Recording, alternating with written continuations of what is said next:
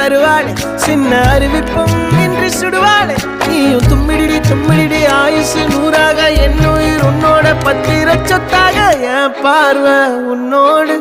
உன் பொம்மை கண்ணோடு பேசாமல் விண்ணோடு